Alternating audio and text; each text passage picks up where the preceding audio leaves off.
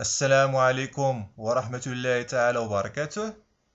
Dans cette séance, on va continuer notre leçon de vecteurs et translation.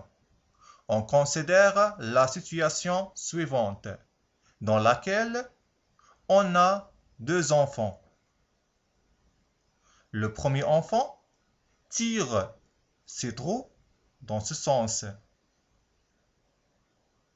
Et le deuxième enfant tire ses trous dans ce sens. À ton avis, la roue va se déplacer dans quel sens? Est-ce que va suivre le sens de premier enfant ou bien le sens de deuxième enfant?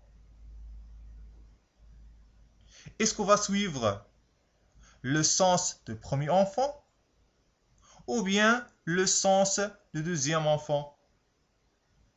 Ou bien il va prendre un autre sens différent du premier enfant et du deuxième enfant, que tu dois le marquer par une flèche.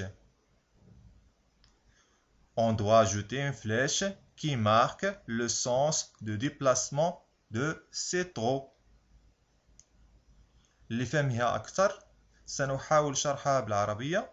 إذا طفلان يجران عجلة، الأول يجرها في هذا المنحى والثاني يجرها في المنحى هذا. إذن في نظرك هل العجلة ستتحرك في نفس منحى الطفل الأول أو في منحى الطفل الثاني أو في منحى آخر عليك تحديده والإشارة إليه بسهم. À ton avis, la roue va se déplacer dans quel sens? La roue va suivre ce sens-là pour le déplacement. Donc, si le premier enfant tire dans ce sens et le deuxième enfant tire dans ce sens, la roue va prendre un autre chemin différent du premier et du deuxième. Donc, ce chemin résume le résultat de l'effort du premier enfant et du deuxième enfant. Donc, ce vecteur que j'ai tracé en rouge représentera la somme de l'effort du premier enfant et du deuxième enfant. Donc, ce vecteur-là, c'est la somme de ces deux vecteurs. Et nous allons maintenant étudier cette somme mathématiquement. Alors, comme vous voyez dans cette figure, on a le vecteur AB et le vecteur AC. Maintenant, tu vas tracer le point N tel que le vecteur BN est égal au vecteur AC. Ça veut dire tu vas placer le point N dans cette figure tel que le vecteur BN est égal au vecteur AC. C'est-à-dire les deux vecteurs BN et AC ont la même direction, ça veut dire les droites de BN et AC sont parallèles, ont la même longueur ou bien la même norme, ça veut dire les deux distances sont égaux et ont aussi le même sens. Donc, comme vous voyez ici, le vecteur BN est égal au vecteur AC. Maintenant, vous allez tracer en rouge le vecteur AN. Et après, je vais écrire au-dessus le nom de ce vecteur. C'est le vecteur AN. Maintenant, je vais mentionner le parallélogramme que j'ai obtenu ici.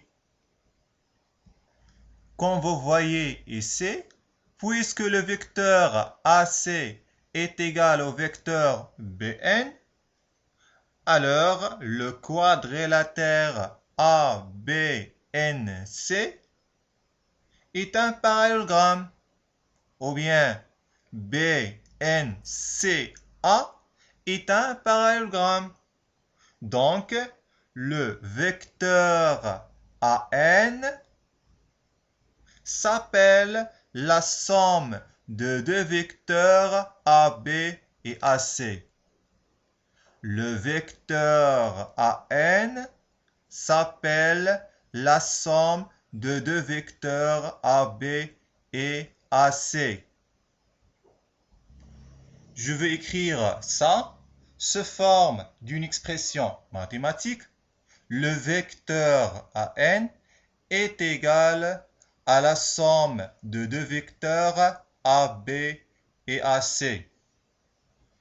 Vous vous rappelez de l'enfant qui tire dans ce sens et le deuxième enfant qui tire dans ce sens. Le déplacement de la roue est dans ce sens. Donc, ce vecteur est le résultat de l'effort du premier enfant et du deuxième enfant. On dit, et mathématiquement, on dit que le vecteur AN est la somme de deux vecteurs AB et AC. Maintenant, je vais vous donner un exemple. Vous avez ici un parallélogramme ABCD. Quelle est la somme de deux vecteurs AB et AD? Quelle est la somme de deux vecteurs AB et AD? Oui, la somme de deux vecteurs AB et AD, c'est le vecteur AC. Le vecteur AC, le vecteur là, en rouge. Donc, le vecteur AC est la somme de deux vecteurs AB et AD. Maintenant, quelle est la somme de deux vecteurs CB et CD? Oui, la somme de deux vecteurs CB et CD, c'est le vecteur CA. Le vecteur CA. Maintenant, quelle est la somme de deux vecteurs BA et BC? Oui, la somme de deux vecteurs BC et BA, c'est le vecteur BD. Le vecteur là, en vert. باش نفهموها أكثر نحاول نشرحوها بالعربية. دونك لا somme ديال جوج ديال لي فيكتور عندهم نفس لوريجين هي واحد الفيكتور حتى هي عندها نفس لوريجين والاكستريميتي ديالها هو الرأس الرابع ديال لو باراليلوغرام. l'extrémité ديالها هو الرأس الرابع ديال le parallélogramme. Donc, la somme de deux vecteurs en même origine est un vecteur dont l'origine est le même point et l'extrémité c'est le quatrième sommet pour que ce soit un parallélogramme. Tout simplement. Maintenant, prenons notre figure précédente.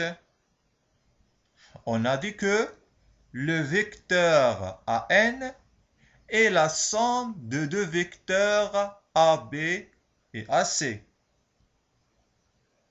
Donc, je vais écrire ça. Le vecteur AN est égal aux deux vecteurs AB et AC. On sait que le vecteur BN est égal à quoi? Le vecteur BN est égal à quoi? Oui, on sait que le vecteur BN est égal au vecteur AC. Le vecteur BN est égal au vecteur AC. Alors, dans cette égalité, je vais remplacer le vecteur AC par le vecteur BN. Je vais remplacer le vecteur AC par le vecteur BN, puisqu'ils sont égaux.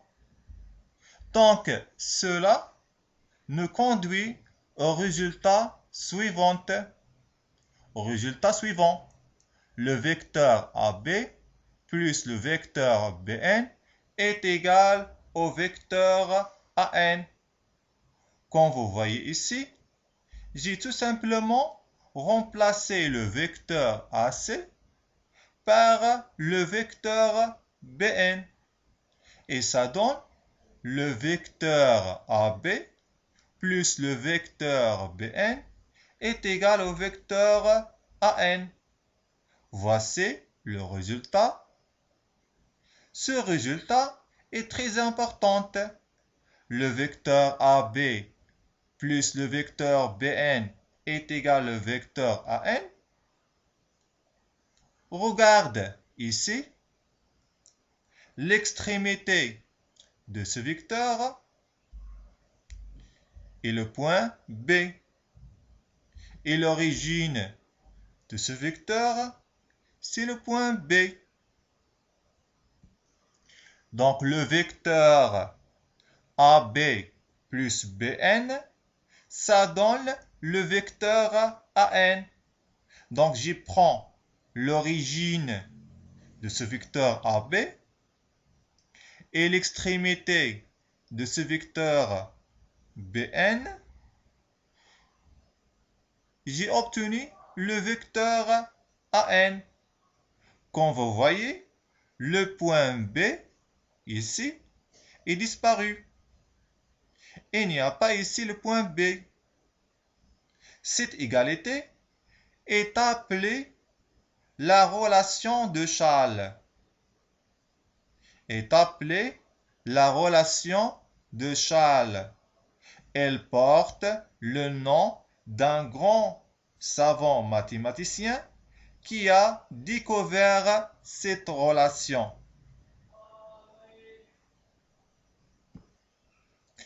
Il s'écrit de cette façon: Chasles. Le vecteur AB plus le vecteur BN est égal au vecteur AN. Donc je prends le premier point et le dernier point et j'élimine le point B.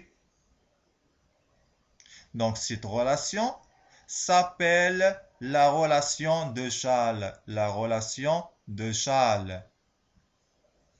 Je vais vous donner maintenant un autre exemple pour la relation de Chasles. Le vecteur AM plus le vecteur MB est égal à quoi? Donc, est égal au vecteur AB. Est égal au vecteur AB. Est égal au vecteur AB. Donc, j'écris cette relation.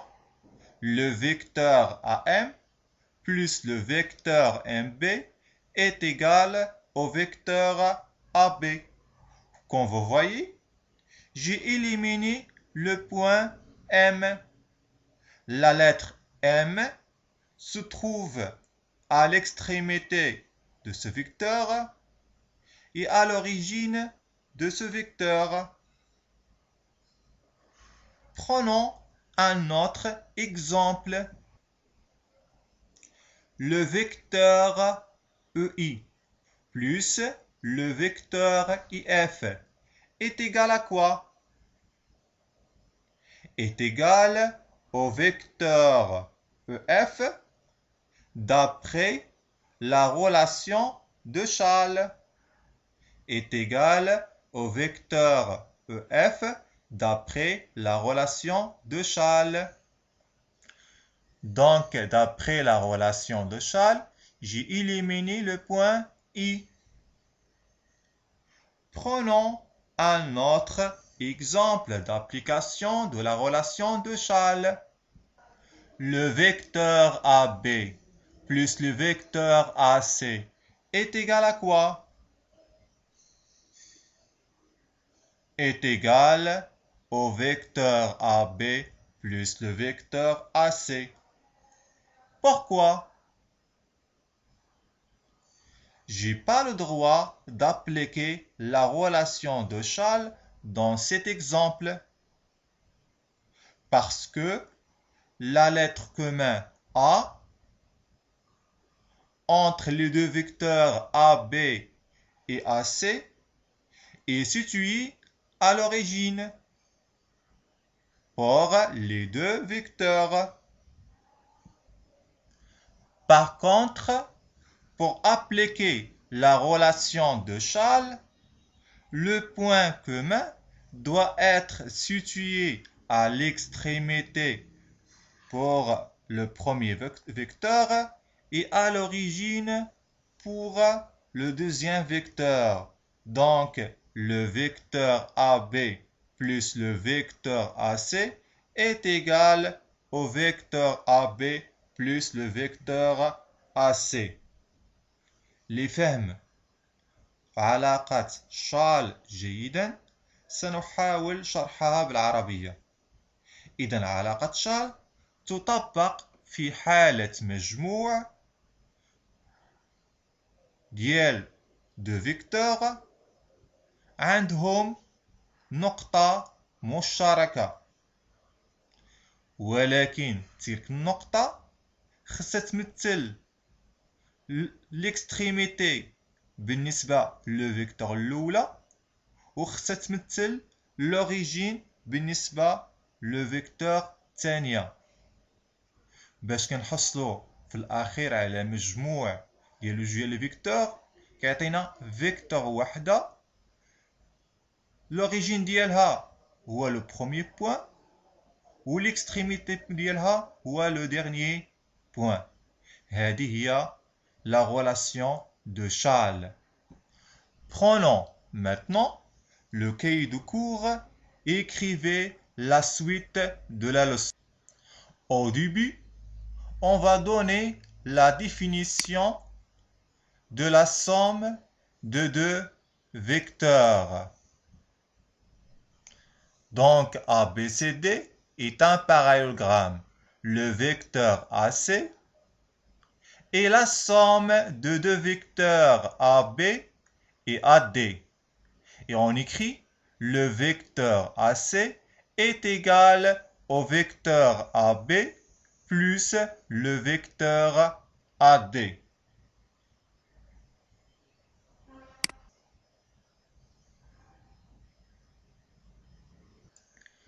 Par suite, on va parler sur la relation de Schall. Donc A, B, C sont 3 points du plan. 3 points du plan. Le vecteur AC est égal à la somme de deux vecteurs AB plus BC. Cette relation est appelée la relation de Schall. Est appelée la relation de Schall. Finalement, je vais vous donner deux exercices d'application.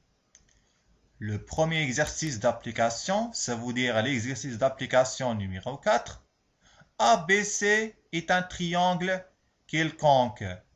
Construire, pour la première question, le point D tel que le vecteur AD est égal à la somme de deux vecteurs AB et AC.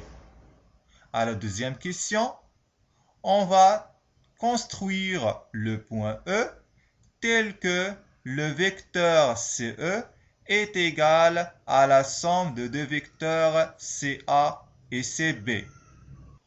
Pour le deuxième exercice, l'exercice d'application 5, utilisez la relation de Chasles pour compléter les égalités suivantes. Donc le vecteur AB plus le vecteur BC est égal à quoi? Le vecteur FG plus le vecteur GE plus le vecteur OH est égal à quoi d'après la relation de Chasles? Le vecteur qu'on doit déterminer plus le vecteur IG est égal au vecteur AG. Ici, on doit déterminer l'extrémité du premier vecteur et l'extrémité du deuxième vecteur pour avoir au résultat le vecteur OH, toujours en appliquant la relation de Chasles. Bonne chance!